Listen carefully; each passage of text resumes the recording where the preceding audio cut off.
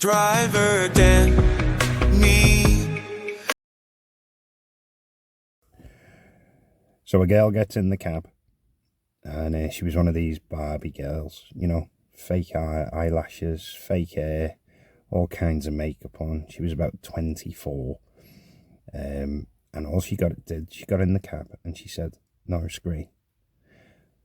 So I started driving towards Norris Green, and then she goes, oh, I'm hot. I went, put the window down. Driving along. She's going, I'm hot. So I put all the windows down in the cab. Carried on driving. Then she just whipped her dress off. Totally from the bottom up. Took her dress off. She had no bra on. So I was like, and I quickly pulled over. And I was like, I can't drive around with you like that. You know, I could be risking my licence. I mean, how do you even explain that to the police? Oh, yeah, she's naked in the back of my cab. So I grabs her a dress that was in the footwell and I front it over her. And we keeps driving along and she goes, I'm going to be sick. And it was like, oh no, nightmare. So I pulls over, she gets out the car and she is sick everywhere. Keep in mind, all she's got on is her high heels and her knickers.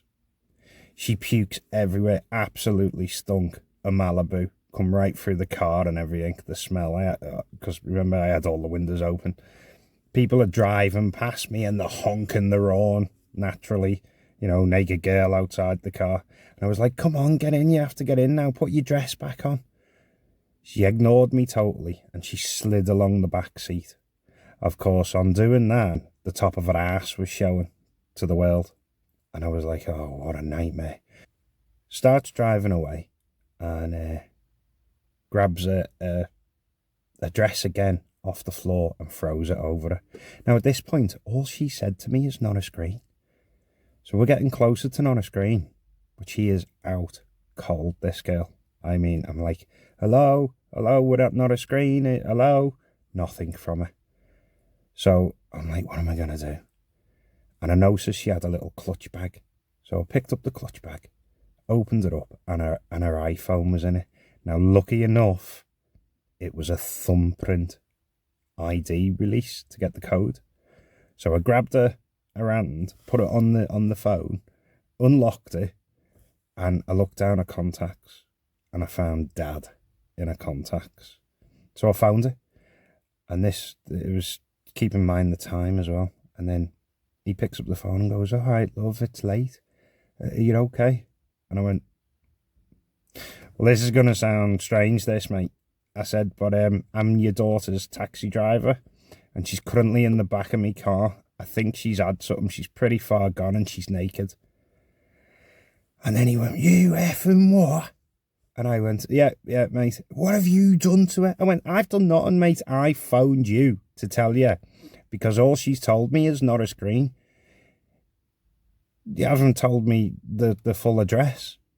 He goes, that's her effing mother's house.